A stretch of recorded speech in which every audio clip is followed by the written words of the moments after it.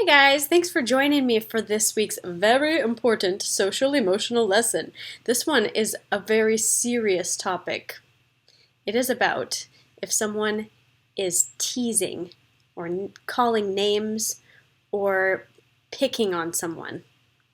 And you might be thinking that would never be you. Sometimes it might be you doing some teasing to someone else. And we have to find ways to discover, whoops, I've made a mistake and I need to stop doing that teasing. And also, sometimes we need to realize, oh, someone is teasing me and I need to stand up for myself. There's lots of ways to do that. And there are some students who have done some acting out of some different situations that you might experience similar times where you might be doing something and you need to figure out how to solve that problem.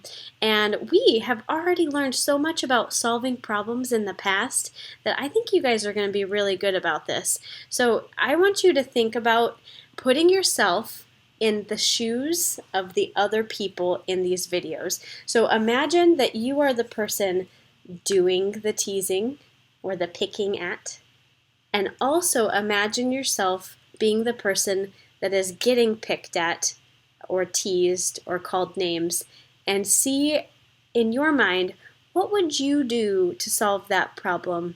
And that will help you to be ready in your real life to be a better friend, to be a better classmate, and to be a great person. We can all help each other out with this. So let's see what we can learn in these next few videos. And I hope you remember what we know already about stopping, naming your feelings, and being assertive. Those are a few things you know about already. What's that word, assertive? We'll talk more about that in a little bit. Okay, let's see what they do.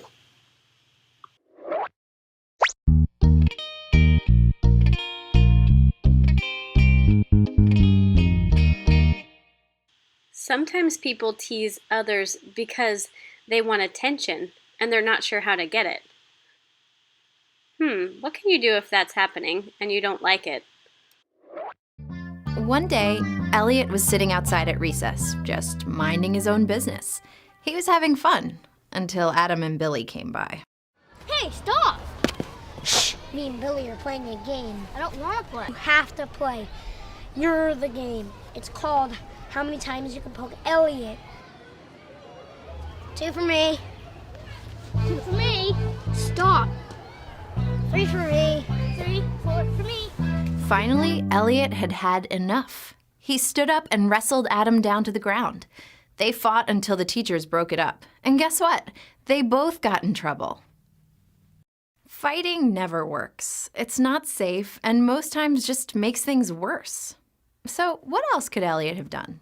Well, these teasers wanted to see how much they could annoy Elliot and make him angry. By fighting, Elliot acted just the way the teasers wanted him to act, and they kind of won. What else could Elliot have done? He could have ignored them and just walked away.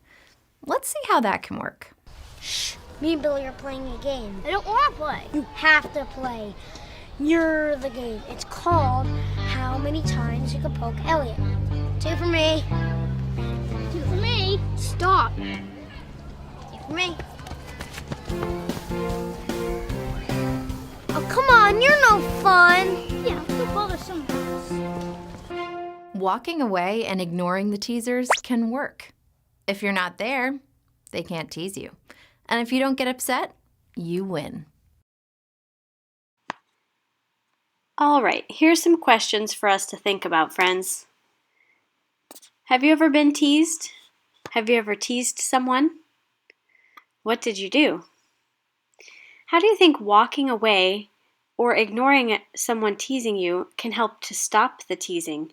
If you were teasing someone and they walked away from you, would you notice that they didn't like being teased? Another way, besides walking away, to stop someone from teasing is to tell them to stop.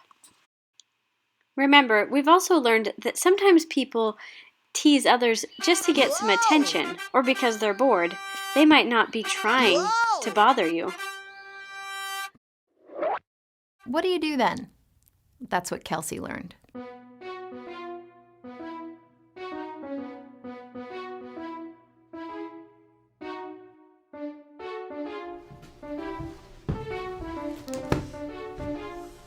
Stop bothering me, John. I'm only playing. I really have to finish this. I'm only fooling around.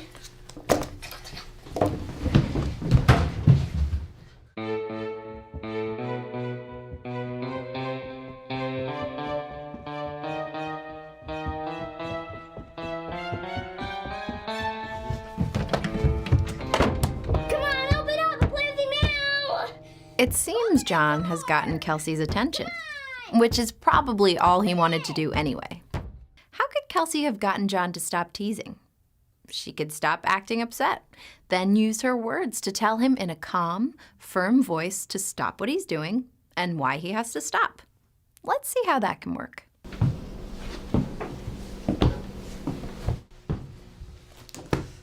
Stop bothering me. You need to stop. I really need to finish this project. I didn't mean anything. I'm bored and I wanted to play with you. I have to finish my project, so you have to cut it out. I'll play a game with you in a couple minutes, okay? Okay. It works. No screaming, no yelling, no more teasing. Don't get upset. Tell the person how you feel and then tell them you want them to stop. Say it calmly and with confidence. Okay, friends, Sarah here again. Let's have some questions to think about. Have you ever gotten angry or upset at someone who was teasing you? What happened?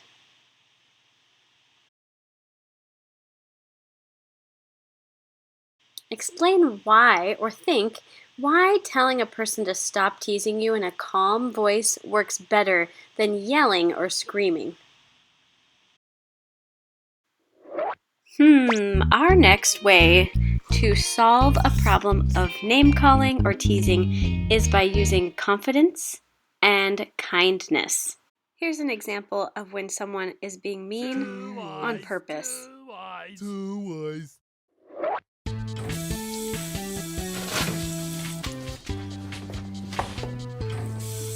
Hey, Andrew. Nerd boy. Is this your math homework? I didn't do mine, so I guess I'll just copy yours. Thanks, nerd boy. You see, Andrew was not confident. He looked afraid. His head was down, and he didn't even try to stand up for himself. What else could he have done? He could stand up straight, look the kid in the eye, and speak up for himself. That shows confidence. Let's see how that can work.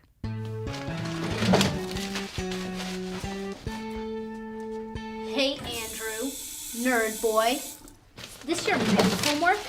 I didn't do mine, so I guess I'll just copy yours.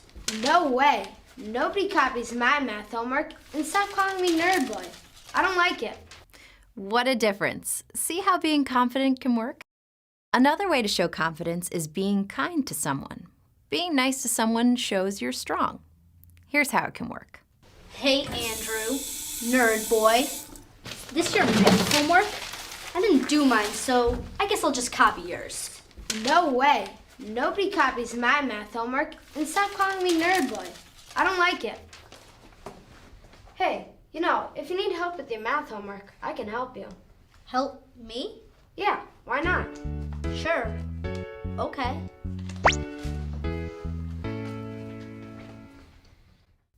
You see? Being nice and showing kindness is another way of showing you're confident. Here's some more questions to think about. Give an example of when you were confident. What happened? Explain how being kind can show confidence. Now, let's wrap it up and review what we learned. So, we learned different ways to stop people from teasing without fighting. First, you can ignore the teaser and walk away. You can use your words and tell them to stop. And when you're by yourself, be confident and show kindness. Kindness shows confidence. No more teasing. Now you know how to make it happen. All right, friends, if you want to stick around for one more story, we're going to listen to this next one, if you have time. Bad Apple, A Tale of Friendship, written and illustrated by Edward Hemingway. Mac was a good apple. He shared his toys with the other apples, helped Granny Smith pick up after art class, and loved to dive fearlessly into the watering hole. On a sunny day, Mac could bob for hours. On cloudy days, Mac would search for the perfect pillow of green grass and take a long nap. In his dreams, it was always sunny, but one day, as Mac lay sleeping, it began to rain. Soon all the little creatures in the earth around him poked their heads out to look for higher ground. Some of them found safety under the large toadstools. Others crawled onto stones and pebbles, but one small worm had another idea. When Mac woke up, he was covered in raindrops, and he wasn't alone. You won't believe the dream I just had. A funny little worm was tickling me right here. And now I can't seem to get him out of your head. It was you!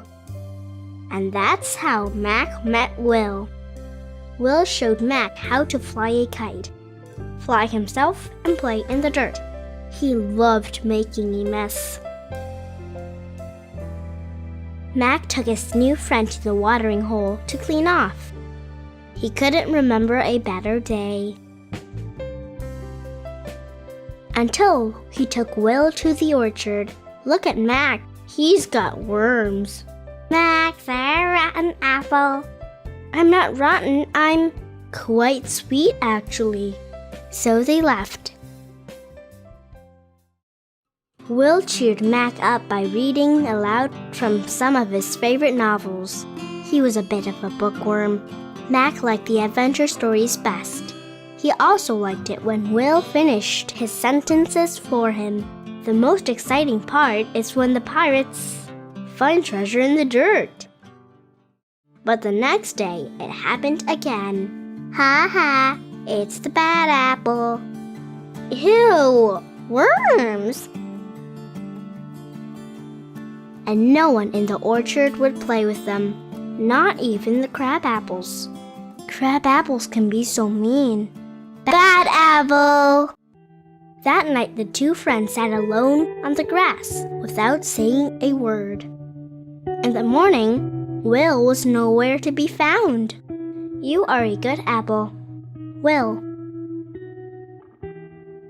Mac went back to playing with his orchard friends, diving fearlessly into the watering hole and painting in Granny Smith's class. But nothing was the same.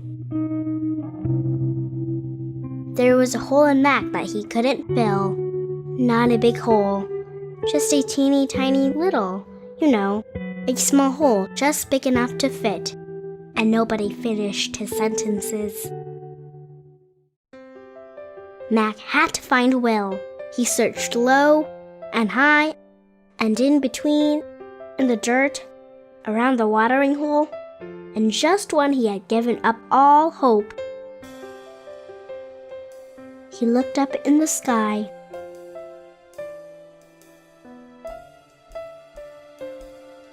Mac knew he'd rather be a bad apple with Will than a sad apple without him. I was hoping I could help me turn the pages. How do you know? Because you will always be a good apple in my book. Good and happy, and there's nothing bad about that.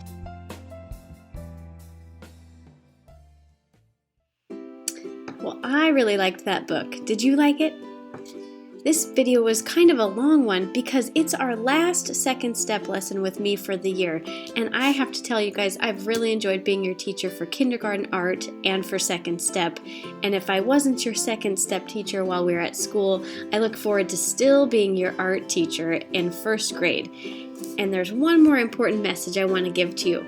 So all this work we do about learning to be a good person socially and emotionally, it never stops. So as you keep growing, you want to do all your very best to be a kind person.